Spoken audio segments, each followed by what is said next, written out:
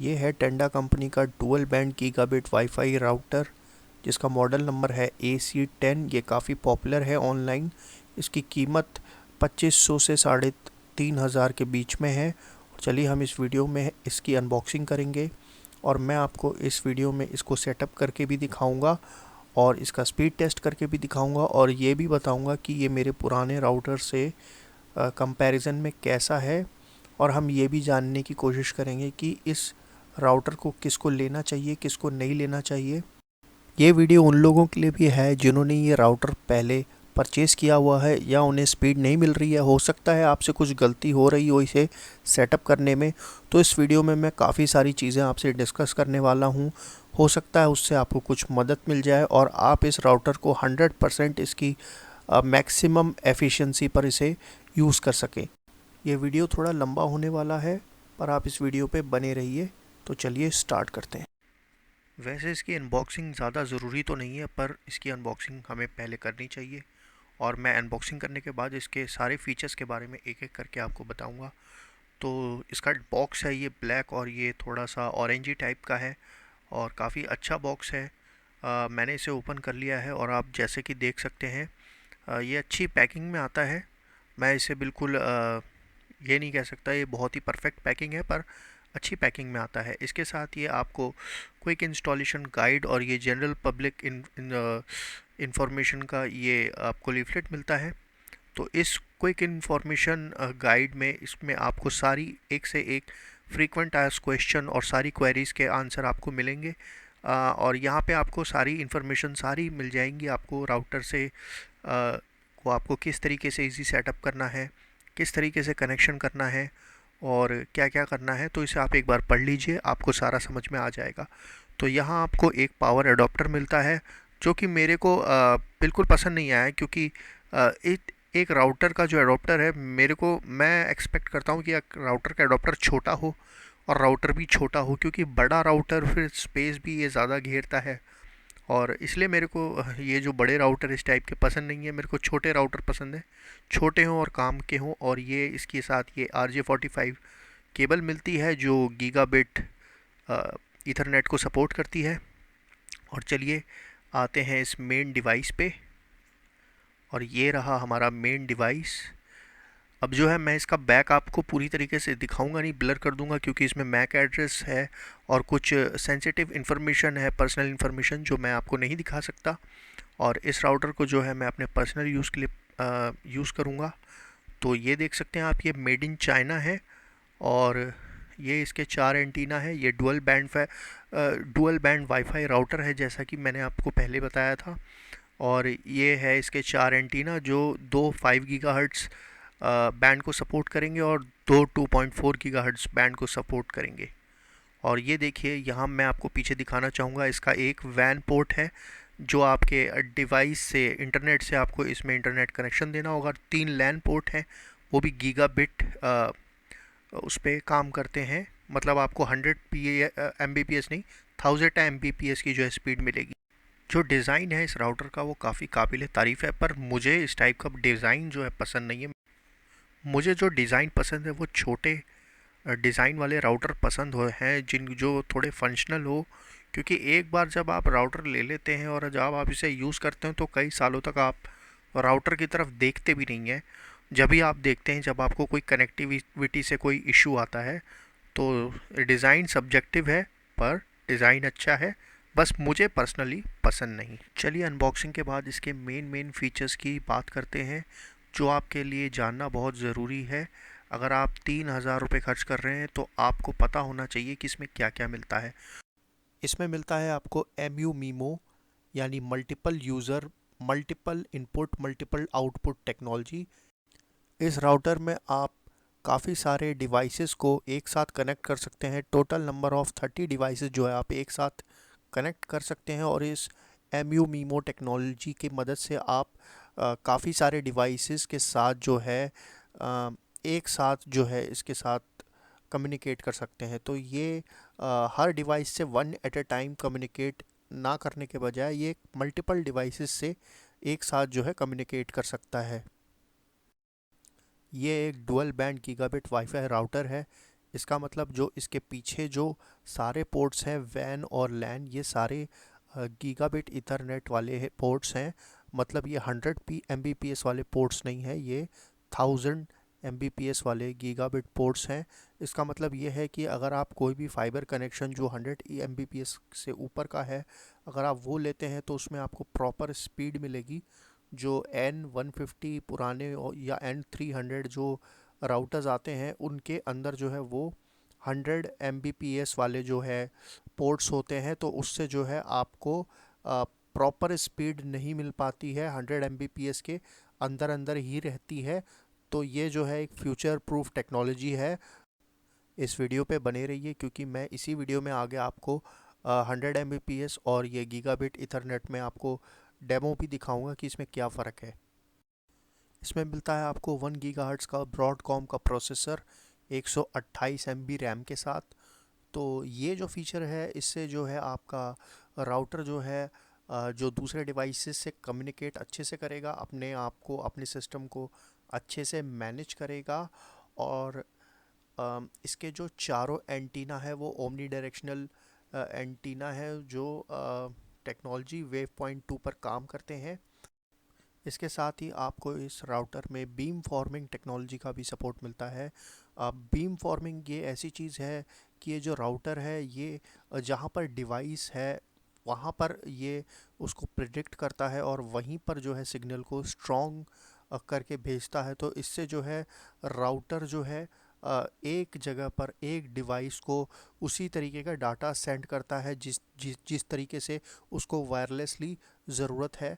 तो इससे ये जो राउटर है ये काफ़ी एफिशिएंट वे में आपको वायरलेस डेटा प्रोवाइड करता है। तो दोस्तों मैंने आपको इसके जो मेन फीचर्स हैं वो मैंने आपको बता दिए हैं। तो चलिए अब इंस्टॉलेशन करते हैं और इंस्टॉलेशन में मैं आपको दिखाता हूँ। एक चीज़ मैं आपको बताना भूल गया कि आप प्ले स्टोर से एक टेंडा ऐप को भी इंस्टॉल कर सकते हैं और उस ऐप के थ्रू आप जो है इसमें पेरेंटल कंट्रोल के साथ साथ आप इसमें कई तरीके की रिस्ट्रिक्शन लगा सकते हैं। जैसे आपको किस डिवाइस को कितना डाटा का जो लिमिट है वो लगाना है वो लगा सकते हैं। और इसमें जो है 3 साल की वारंटी भी आती है। तो 3 साल की वारंटी में आपके जो है पैसे वसूल हो जाएंगे। तो चलिए आगे बढ़ते हैं। इस राउटर का जो इंस्टॉलेशन है वो भी काफ़ी इजी है। अगर आपके पास अपना पुराना राउटर है तो आपको क्या करना है, इसके साथ जो ये केबल मिली है इसको आप अपने AC10 राउटर के लैन पोर्ट से कनेक्ट कर लीजिए और अपना जो पुराना राउटर है उसके वैन पोर्ट से कनेक्ट कर लीजिए और दोनों को स्टार्ट कर लीजिए। अब अगला स्टेप ये है कि आपको दोनों राउटर्स को जो है स्टार्ट करना है। तो अब आप कंपेयर करके देख सकते हैं, ये साइड बाय साइड मैंने रखा है अपना नेटगियर का N150 राउटर और ये टेंडा का AC10। दोनों में कितना डिफरेंस है, टेंडा काफ़ी बड़ा है और जो इसका अडोप्टर है ये भी काफ़ी बड़ा है। तो ये एक डिसएडवांटेज है कि बड़ा अडोप्टर है तो जिस जगह भी वॉल पर बड़ी घेरेगा। तो देखिए ये इस तरीके से स्टार्ट करना है हमें। ये मैं अपना पुराना राउटर जिसको 7 साल से भी ज़्यादा हो गए हैं, पैसे वसूल हो गए हैं मेरे, तो इसको भी मैं ऑन कर लेता हूँ। बाय द वे ये जो पुराना राउटर है ये 100 Mbps पर जो है काम करता है और मेरा जो कनेक्शन है अभी वो 125 Mbps का फाइबर कनेक्शन है। तो उसमें मेरे को दिक्कत आ रही थी कि ये उस स्पीड को नहीं दे पा रहा था। मैं आपको इस वीडियो में आगे डेमो दिखा के समझाऊँगा। तो इस प्रकार से जो है आपका जो राउटर है ये ऑन हो जाएगा और एक बार जब राउटर ऑन हो जाए आप देखिए AC10 राउटर में ये जो लैन की लाइट है ये ब्लिंक करके सॉलिड हो गई है। इसका मतलब आपके पुराने राउटर का जो यूज़र नेम और पासवर्ड है जो आपके ISP ने, इंटरनेट सर्विस प्रोवाइडर ने आपको दिया है, वो सक्सेसफुली माइग्रेट हो गया है आपके नए राउटर में। अब बस आपको आगे अपने जो पुराने राउटर को है उसको हटा देना है और अपने नए राउटर को लगा देना है और जो भी लैन की वायर्स हैं उनको उसी तरीके से लगा देना है वो जिस तरीके से पुराने राउटर में लगी थी। लेकिन उससे पहले मैं अब आपको अपने पुराने राउटर की स्पीड्स और कॉन्फ़िगरेशन दिखाऊंगा। तो चलिए मैं आपको सबसे पहले अपने इस MI के नोट 5 मोबाइल पर जो है स्पीड्स दिखाता हूँ। तो देख सकते हैं आप मेरा जो एक्सिटल का फाइबर कनेक्शन है और 125 Mbps की जो है स्पीड अभी करंटली है, पर जो मेरा राउटर है वो सिर्फ 100 Mbps को सपोर्ट करता है।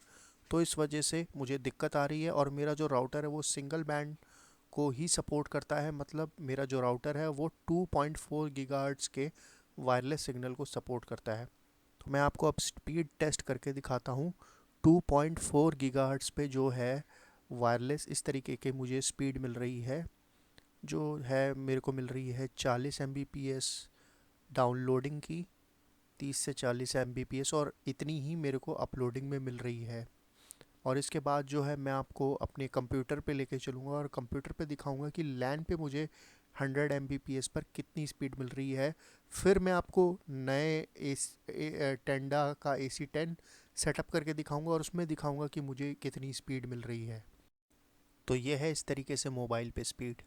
अब ये है मेरे कंप्यूटर पे लैन के थ्रू स्पीड। सॉरी ये थोड़ा सा पिक्सलेट है, बट इस तरीके से जो है स्पीड आ रही है। तो ये 125 Mbps का कनेक्शन है, और आप देख सकते हैं इसमें 93 Mbps की स्पीड आ रही है। पिंग बहुत अच्छी आ रही है, पर आप देख सकते हैं 93 Mbps की डाउनलोड स्पीड है, और यही 90 अराउंड 91 93 की जो है अपलोड स्पीड है। तो ये जो बॉटल नेक हो रहा है, मतलब ये जो आ, दिक्कत हो रही है स्पीड की, ये इस वजह से हो रही है क्योंकि मेरा जो राउटर है वो गीगाबिट इथरनेट को सपोर्ट नहीं कर। चलिए मैं आपको अपने पुराने राउटर की सेटिंग में जाकर भी आपको दिखा देता हूँ। तो यहाँ से मैं लॉगिन कर लेता हूँ, और इसी तरीके से जो है मैं नए यूज़र को समझाने की कोशिश कर रहा हूँ कि ये स्पीड का आखिर लफड़ा क्या है। तो आप देख सकते हैं कि मैंने अपने पुराने नेटगियर राउटर पर जो है लॉगिन कर लिया है। आई होप मुझे आप सभी को जहाँ तक है पता ही होगा कि किस तरीके से लॉगिन करते हैं। और यहाँ पर देखिए मैं आपको स्टैटिक्स में दिखा देता हूँ पोर्ट की इन्फॉर्मेशन। तो यहाँ पर जो है 4 लैन पोर्ट्स हैं और एक वी लैन वैन पोर्ट है, और आप देख सकते हैं ये सारे 100 मेगा बिट फुल पर जो है वर्क करते हैं। मतलब ये आ, उस गीगाबिट ईथरनेट को सपोर्ट नहीं करते जिसकी अब जो है मुझे ज़रूरत पड़ रही है। तो अब मैंने जो है अपना टेंडा का AC10 राउटर जो है कनेक्ट कर लिया है, और हम वेब ब्राउज़र पे चलते हैं। तो आप देख सकते हैं इस टाइम इंटरनेट नहीं चल रहा है क्योंकि हमें एक छोटा सा सेटअप करना होगा। उसके लिए हम यहाँ पर लिखेंगे 192.168.0.1। ये सेटअप करने के लिए आपको यहाँ पे जाना पड़ेगा, और ये देखिए ये आ गया टेंडा क्विक सेटअप। तो ये अभी आपको कह रहा है कि इथरनेट कनेक्टिविटी के लिए ये पोर्ट को कनेक्ट कीजिए। तो अगर आपको ये ठीक से कनेक्टेड नहीं है तो आप एक काम कर सकते हैं, आप अपने राउटर को रीस्टार्ट कर सकते हैं, या केबल्स को निकाल के फिर जोड़ेंगे। मैंने केबल्स को जोड़ लिया है दोबारा से और ये रीस्टार्ट कर लिया है, और इस तरीके से जो है आपको आएगा। तो यहाँ पे ये आएगा इस तरीके से। मैं इसे हाइड कर देता हूँ, और ये माइग्रेट सक्सेसफुली हो गया है। मेरा पासवर्ड और मेरा यूज़र नेम मेरे पुराने राउटर से। तो यहाँ पे मैं अपने राउटर का नाम चेंज कर देता हूँ और पासवर्ड चेंज कर देता हूँ। यहाँ पर मैं इसको लिख देता हूँ टेंडा 5G।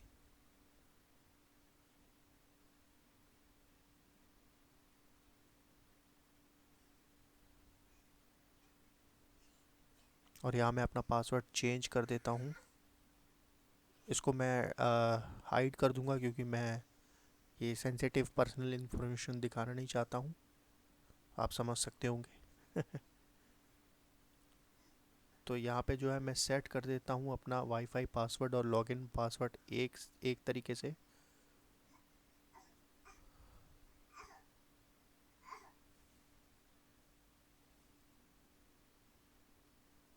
अब जो है ये अच्छी तरीके से सेटअप हो गया है, और अब मैं दोबारा से गूगल ओपन करता हूँ और देखिए नेट जो है स्टार्ट हो गया है चलना। तो अब हम क्या करेंगे, जल्दी से जो है स्पीड टेस्ट की वेबसाइट पे जाएंगे और एक बार फिर से स्पीड टेस्ट करेंगे। देखेंगे कि जो स्पीड है वो आई नहीं आई। तो चलिए स्पीड टेस्ट की उस पर कर लेते हैं। सॉरी, छोटा बच्चा जो है मेरे बैकग्राउंड में आवाज़ कर रहा है। तो यहाँ पर जो है हम स्पीड टेस्ट करते हैं। अब यहाँ पर मैं आपको दिखाना चाहूँगा कि जैसा कि आप देख सकते हैं मेरे पुराने राउटर में और ये मेरे नए टेंडा AC 10 राउटर में जो है स्पीड टेस्ट में कोई फ़र्क नहीं आया। लेकिन मैं आपको दिखाना चाहूँगा, हो सकता है कि आप भी इसी तरीके की कोई गलती कर रहे हों। तो मैं आपको अब थोड़ा सा समझाना चाहूँगा कि आप अपने वाईफाई राउटर को किस तरीके से ऑप्टिमाइज़ कर सकते हैं स्पीड के लिए। तो चलिए मैं आपको पेंट में थोड़ा सा समझाता हूँ नेटवर्क के बारे में, कि आप अपने घर पे जो नेटवर्क होगा वो किस तरीके का होता है और क्या गलती हो सकती है जो हम करेंगे। एक मिनट, पेंट इसको खोल लेते हैं। मैं आपको समझाने की कोशिश करता हूँ। यहाँ तक अगर आपने वीडियो देख लिया है तो थैंक यू आपका वेरी मच। और अब देखते हैं हम क्या गलती हो सकती है और आप किस तरीके से जो है उस गलती को अवॉइड कर लीजिए। और आप अपने वाईफाई को जो है किस तरीके से गीगाबिट ईथरनेट गीगाबिट वाईफाई को किस तरीके से 100% अच्छे से यूज़ कर सकते हैं। तो चलिए, यहाँ मैं सपोज़ करता हूँ ये है आपका ISP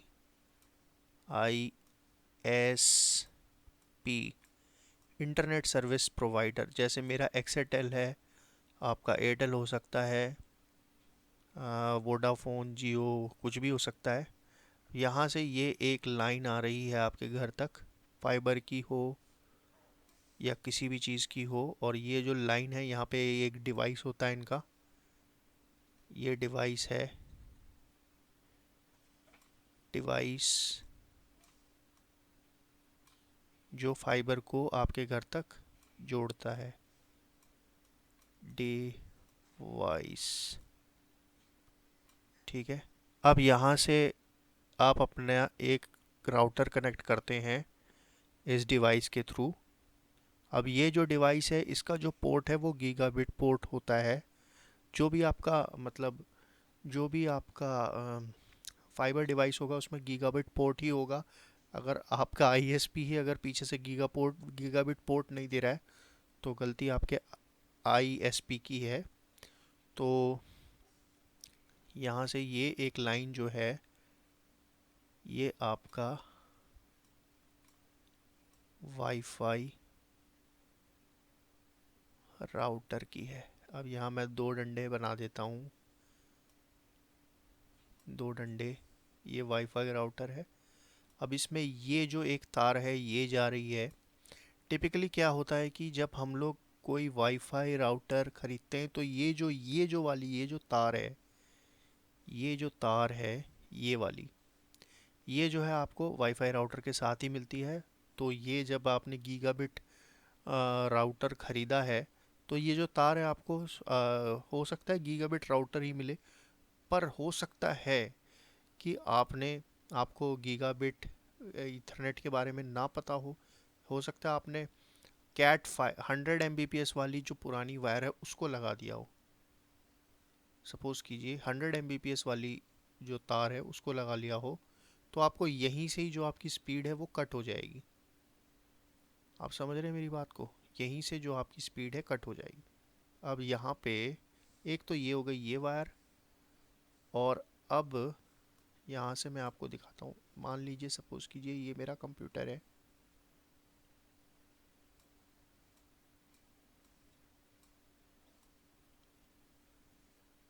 ये है कंप्यूटर,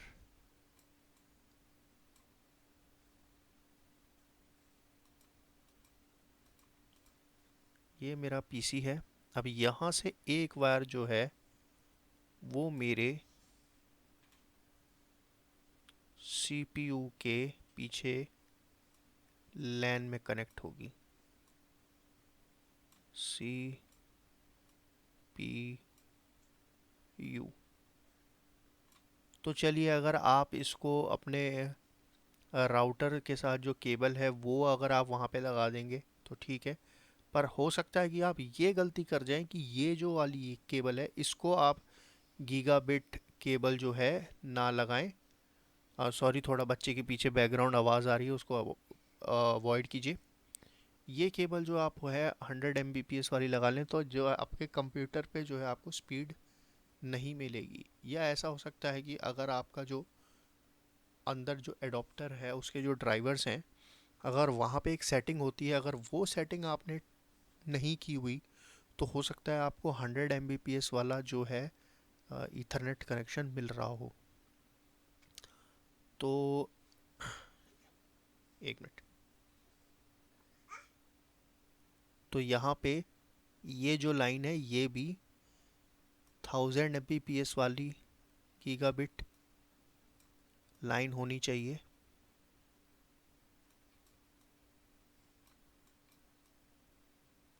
और ये वाली लाइन भी 1000 Mbps वाली गीगाबिट लाइन होनी चाहिए। मैं ये इसलिए बता रहा हूँ क्योंकि कई यूज़र जो हैं गलती करते हैं। मतलब ये है कि ये कैट 6 वायर होनी चाहिए, ये वाली कैट 6। मैंने ये अपने आप से बनाई है, ख़रीद के लाया हूँ। कैट 6 कॉपर, स्पेलिंग पूरी नहीं लिखूँगा, कॉपर। तो ये जो है कैट 6 होनी चाहिए कॉपर, ये वाली। और ये वाली भी जो है वैसे तो मिलेगी पर मैंने कैट 6 लगा रखी है। कैट 6। अगर कैट 5 और कैट 6 के बारे में अगर आपको नहीं पता है, ये केबल के जो हैं कैटेगरीज होती हैं, कैटेगरी 5 और कैटेगरी 6। तो ये आपको केबल पे भी लिखा हुआ मिल जाएगा।